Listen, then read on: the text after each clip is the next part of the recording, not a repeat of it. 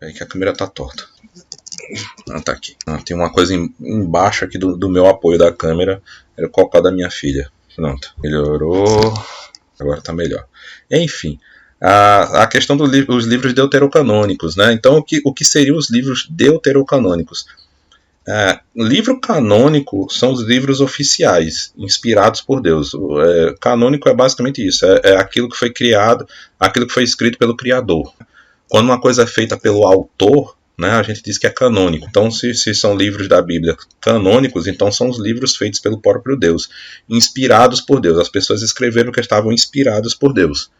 Os livros deuterocanônicos, essa palavra deutero, né, quer dizer segundo cânone ou secundário, né? Eles são gregos, eles não foram escritos na língua hebraica. Por que existe uma polêmica sobre esses livros? São 7 livros, esses 7 livros estão no Antigo Testamento, e a gente chama esses livros, então, como eu acabei de falar, né, deuterocanônicos, né, os livros que já existiam, né, do Antigo Testamento, que não tem polêmica nesses livros, a gente chama de protocanônicos, tá certo? Mas os deuterocanônicos, a polêmica sobre eles é porque é o seguinte: quando eles foram escritos originalmente em grego, eles não foram escritos em hebraico, como os outros livros, né? Os outros foram traduzidos para o grego.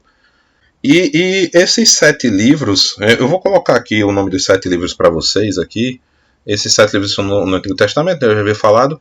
Então, quando aconteceu a Reforma Protestante, né, de Martinho Lutero, e até mesmo a Contra-Reforma, a Contra-Reforma Calvinista, tal, os protestantes, eles não, os nossos irmãos separados, né, o pessoal chama de evangélica, os nossos irmãos separados, os protestantes, eles não reconhecem esses livros.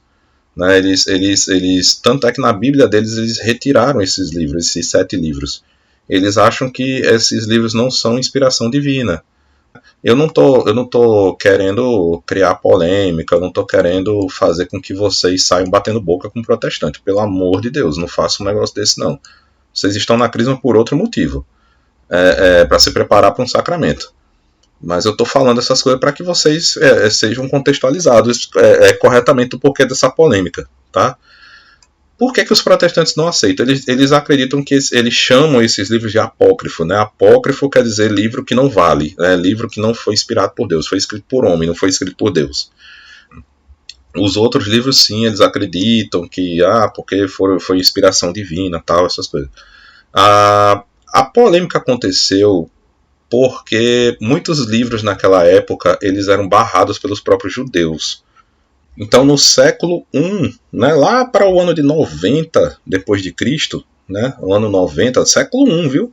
A igreja primitiva tal ainda estava, né, crescendo tal, e a Bíblia ainda estava sendo escrita, como eu havia dito. Então, na cidade de Jâmnia, eu acho que é assim que se pronuncia, Jâmnia, os judeus, né, a pessoa dos rabinos, eles controlavam quais eram os livros que podiam ser lidos na cidade. Eram os judeus que controlavam, né, os rabinos, né, que tinham um poder maior naquela ocasião. Então eles tinham muito medo de como o cristianismo estava crescendo. Existiam, Max, existem livros que a igreja reconhece como apócrifos? Existem, né? Como eu havia dito, muitos livros eram escritos desde antes do nascimento de Cristo, muitos livros foram escritos depois. E a igreja ela foi selecionando quais eram os oficiais, né, quais eram realmente de inspiração divina.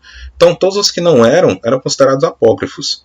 Né? Então, por exemplo, tem um suposto Apocalipse, segundo Pedro, que não foi reconhecido pela igreja. Tem um chamado Evangelho segundo São Tomé também. Aí o pessoal inventa de tudo, né? Tem Evangelho segundo tem o Evangelho segundo Maria Madalena, né? E por aí vai. O pessoal inventa também muita coisa, né? Então sim, tem muitos livros que a igreja considerou assim como apócrifo. Mas não os deuterocanônicos. Então naquela cidade de Jâmnia, 90 no ano de Cristo, eles acabavam fazendo isso. E muita coisa disso acabou passando na Reforma Protestante. Na Reforma Protestante, quando eles começaram a abolir tudo, né? Começaram a dizer, olha, não vale nada, não vale tradição, não vale magistério, não vale nada, o que vale é somente a Bíblia, né? É o que a gente chama de sola escritura. A parte mais irônica é que a própria sola escritura não é bíblica, né? Porque eles falam, só vale o que é bíblico, se não está na Bíblia não vale, mas a própria teoria da sola escritura não é bíblica, né? Os judeus eles determinavam naquela ocasião o que é que podia conter, né? Isso aqui é a palavra de Deus, isso aqui não é, então está proibido, viu? Então esses livros deuterocanônicos que foram escritos em grego, que era a linguagem universal, que era a que estava realmente na boca do povo, esses livros eles foram bloqueados. E a parte que também é um pouco irônica é porque os judeus da Etiópia, né, eles consideravam esses livros. Eu vou colocar até uma referência aqui de uma enciclopédia judaica aqui, eu vou colocar numa legenda aqui embaixo, para vocês verem, depois quem quiser dar uma pesquisada, né, eles consideravam. Aí a outra ironia, né? O mesmo concílio da igreja ecumênico, o mesmo concílio que confirmou o Novo Testamento, que o Novo Testamento os protestantes acreditam, né? O mesmo concílio confirmou os livros deuterocanônicos como sendo inspiração divina.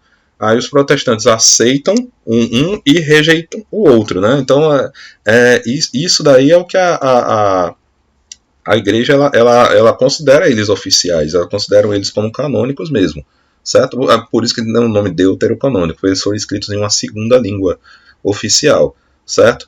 Então eu recomendo que vocês leiam, inclusive eu recomendo que vocês pesquisem sobre esses livros, pesquisem um pouco mais, eu estou falando de uma maneira um pouco mais generalizada, só para vocês terem uma noção de como é que foram esses livros aí,